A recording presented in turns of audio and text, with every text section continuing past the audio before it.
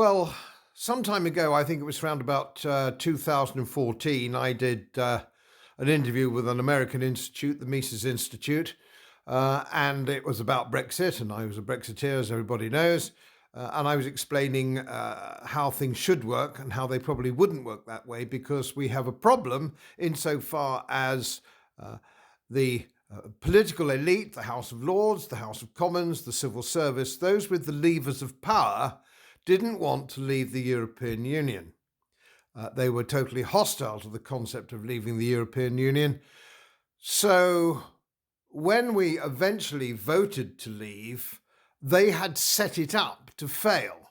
And that happened with Theresa May, who didn't want Brexit, Boris Johnson, who was a fake Brexiteer, indeed pretty much fake of everything he does is fake. He's a fake person to get Brexit done. And of course, the Brexit didn't get done at all. All we did was withdraw our commissioners and our members of the European Parliament.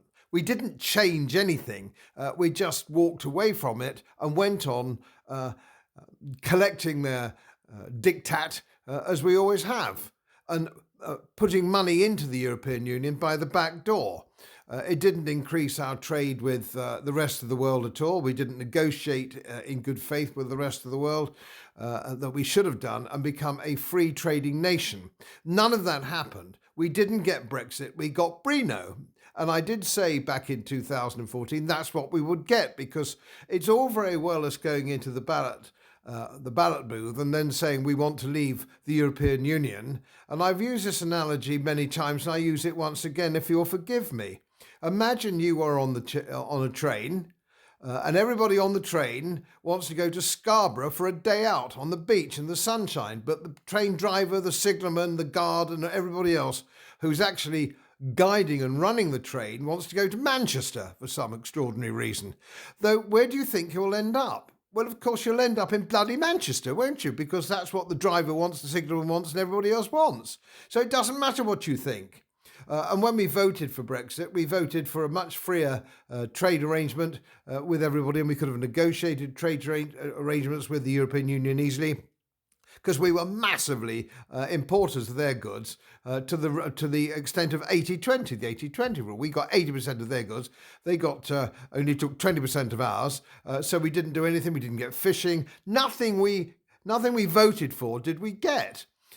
So consequently, the whole thing has been a shambles, and everybody's remained mute. The newspapers, editorials, the BBC, nobody has actually spoken the truth, and all the Brexiteers, the senior Brexiteers, went mute as well.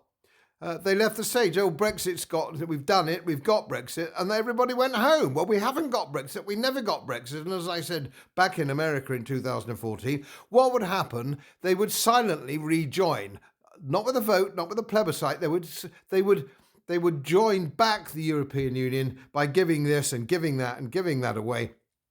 And everybody would be very bored with it. Everybody's fed up with it. And we'll find in a couple of years' time that we're back in.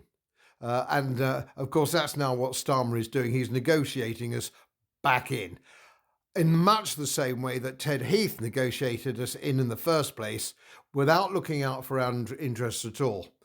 So you know that not only are we going to go back into the European Union, it's going to be under appalling terms, worse than even when we left. But that's the name of the game, isn't it? It seems to me. And people will make political capital out of it. I suspect reform, and people will make big political capital out of it. But where have they been? Where's the leadership of reform been for the last 9 years when we clearly didn't get Brexit? Because they're fake as well. Everybody's fake. It's very disappointing, really. But there we are. We seem to be stuck with it. As most of you know, my work is very heavily independently research-based.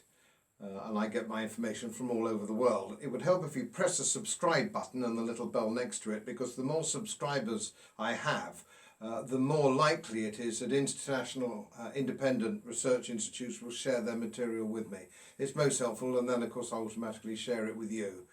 So surprise, won't cost you anything. Thank you very much.